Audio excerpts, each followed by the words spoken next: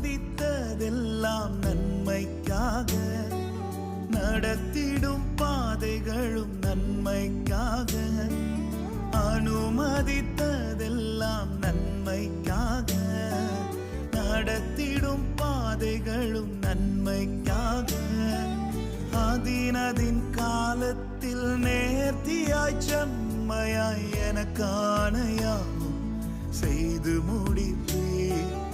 அதினதின் காலத்தில் நேர்த்தியாய் செம்மையாய் எனக்கான யாவும் செய்து முடிப்பீர். உங்க கைகள் குறுகவில்லை, உம்மால் கூடாதது